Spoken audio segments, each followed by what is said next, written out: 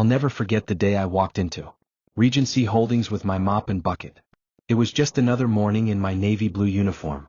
My name's Miriam Blackwood, 48 years old, and for 15 years I'd been the cleaning lady no one really saw. Executives in fancy suits rushed past me, their shiny shoes clicking on the marble floors of that Atlanta high-rise. To them I was invisible, until the day I made sure they couldn't ignore me anymore. It started with a spilled coffee, and a loud, cruel laugh from the CEO, Harrison West, that echoed through the hallways. That's when I decided they'd mocked me for the last time. Hey, where are you watching this from? Drop your city in the comments, I'd love to know. Every night I pushed my cart through those empty offices, the city skyline glowing outside the giant windows. Harrison's corner office was always the worst. Papers scattered, coffee cups everywhere. Like he owned the place. Well, he acted like he did. I'd hear him barking orders during the day, firing people without thinking twice, laughing with his buddies about cutting dead weight. Once I caught him shredding financial documents, stuff he clearly didn't want anyone else to see. I didn't say a word, just kept scrubbing. But I was watching. Always watching.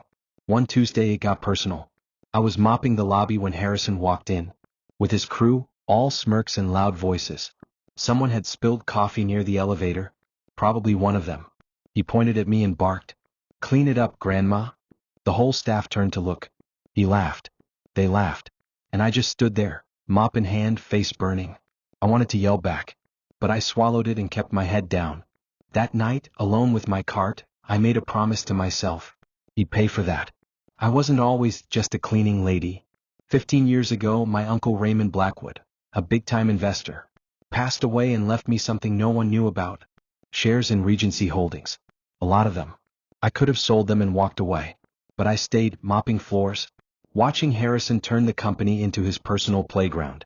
I saw good people, janitors, assistants, get laid off while he bought himself another yacht. Those shares were my secret. My ace in the hole. After that coffee spill humiliation, I called my old friend Kenji, a lawyer. "Kenji," I said, "it's time." Kenji met me at a small diner across town, far from Regency's prying eyes. Over greasy fries I spilled everything. The layoffs, the shredded papers, the way Harrison treated all of us like garbage. Kenji leaned in, eyes sharp. "Miriam, you're the majority shareholder. You've got the power to end this." I'd been secretly snapping photos of those shredded papers, with my phone, tucking printed emails into my cart. Evidence. Real proof. Numbers that didn't add up. Emails showing illegal budget cuts. Kenji grinned. "We hit him at the shareholders' meeting. Hard." I nodded.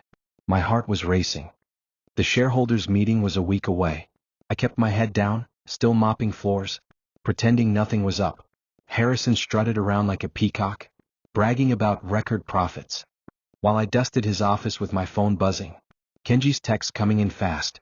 "The evidence is airtight." Late at night I'd slip into the copy room and print out emails I'd pulled from the trash. Proof he harassed staff. Fudged reports. Leet. My hands shook, but I felt alive. I was finally doing something.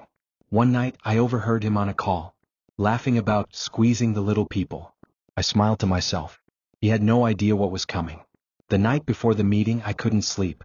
I sat in my tiny apartment, staring at the stack of papers Kenji had organized. Every lie Harrison told. Every dollar he stole from us. All laid out in black and white. My uniform hung over the chair, still smelling like bleach. Tomorrow I'd walk in, mop in hand, and they'd laugh, until they didn't. I thought about Uncle Raymond. How he trusted me with those shares. This wasn't just about me anymore. It was for every janitor, every assistant he crushed. I whispered to myself, "Tomorrow Harrison's done." The morning of the shareholders' meeting, I walked into Regency like always, bucket rattling, head low. The boardroom was buzzing. Suits everywhere. Harrison sat at the head of the table, smirking like a king.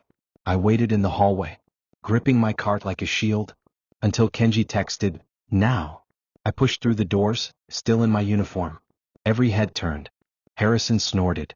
"What's she doing here?" he barked, waving me off. I took a deep breath, stepped forward and said, "I'm not just the cleaning lady, Harrison. I own this company." The room went dead silent. Ever seen someone's face collapse in real time? Harrison laughed, loud, fake, forced. "Nice joke, sweetheart. Get back to your mop." The board chuckled nervously. I didn't flinch. I pulled out a folder, slapped it on the table, and started reading. Falsified reports. Illegal layoffs. His own emails calling us disposable. Faces turned pale. I've got the shares, I said, voice calm. And I've got the votes. Kenji stepped in, papers in hand to confirm it all. Harrison's jaw locked. You can't, he sputtered. Oh, I can. I cut him off cold. You're fired, Harrison. Right now. The boardroom exploded into whispers. Harrison stood there, red-faced, fists clenched. This isn't over, he hissed, storming toward the door like a toddler denied dessert. I stayed calm watching him go. Then I turned to the board. Things changed today, I said. No more layoffs for profit. No more treating people like dirt. They nodded, still in shock. But I wasn't done. I pulled out my phone and showed them a photo of the cleaning crew. These folks deserve raises. Starting now. A few clapped, quiet at first, then louder. For the first time in 15 years, I felt seen. Harrison didn't go quietly. As I left the building that day, I saw him in the parking lot, yelling into his phone like a madman, pacing like a trapped animal. I kept walking, my bucket rattling behind me one last time. By evening, my phone lit up. News alerts everywhere. Regency CEO ousted in shareholder coup. Then it got better. Regulators had seen the documents I leaked. They froze his accounts, seized his yacht. His name trended online for all the wrong reasons. Tweets calling him a fraud, a bully, a dinosaur. Karma didn't waste time. I sat on my couch watching it all unfold, smiling.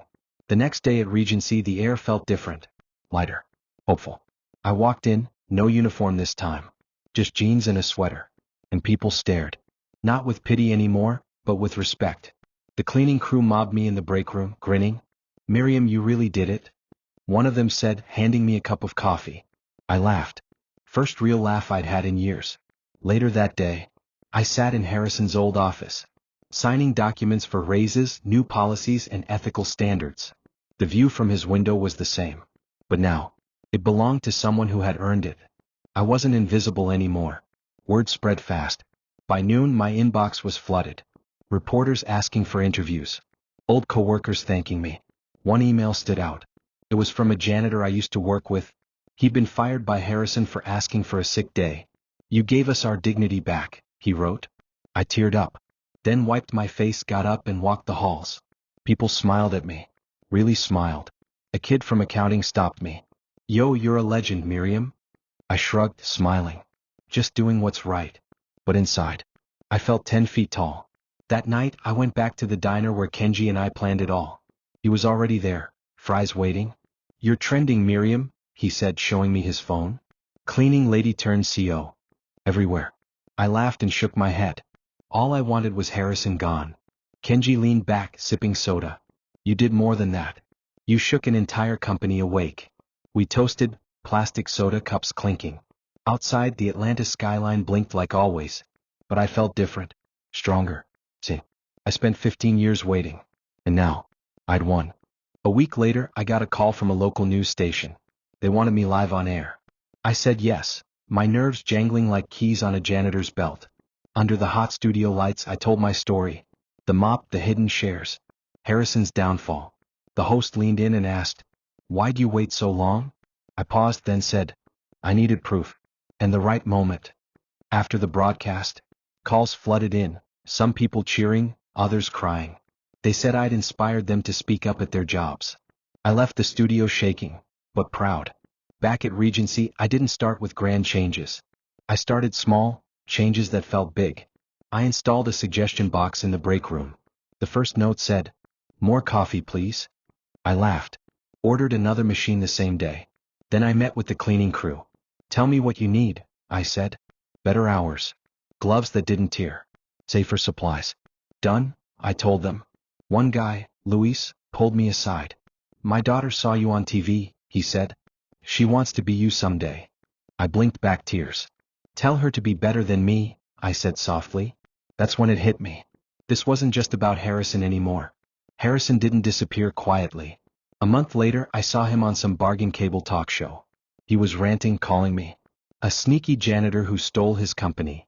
I rolled my eyes, but then the host dropped a clip. Security footage of Harrison, trashing his office like a toddler. screaming after I fired him. I laughed so hard I spilled my tea. Online? People went wild. Memes everywhere. Corporate tantrum of the year. His meltdown went viral. His old friends distanced themselves. His empire? A punchline. Karma wasn't done with him yet. Ever seen someone dig their own grave even deeper?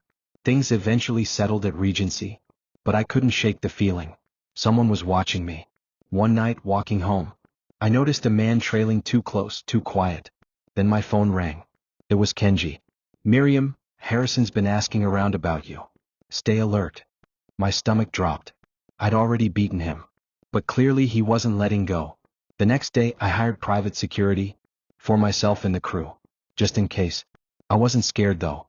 I'd faced him once. I'd do it again. My mop wasn't my weapon anymore. My voice was. Harrison's last desperate swing came fast. One morning a lawyer showed up at Regency's lobby, carrying a lawsuit. He claimed I'd manipulated the shareholders. I met him downstairs calm as ever. Check the records, I said, handing over my uncle's will. Notarized, legal, airtight. Kenji was beside me, arms crossed, grinning like he already knew the ending. The lawyer skimmed the document, stammered, then turned and walked out. Hours later the headlines dropped. Case dismissed. Harrison West's lawsuit tossed by judge. Legal fees? Sky high. Supporters? All vanished. Harrison. Finished for real this time. I exhaled like I hadn't in years. Ever watched someone's master plan blow up in their face? A year later, Regency looks nothing like it used to. I'm still here. But not in a uniform.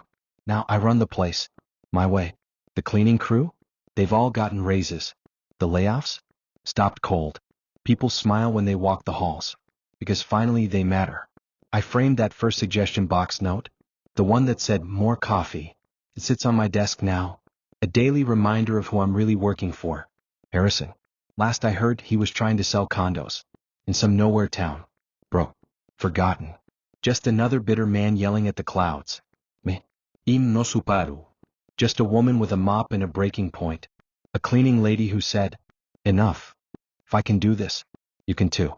Hit that like button, subscribe, and check the playlist on screen for more true stories like this.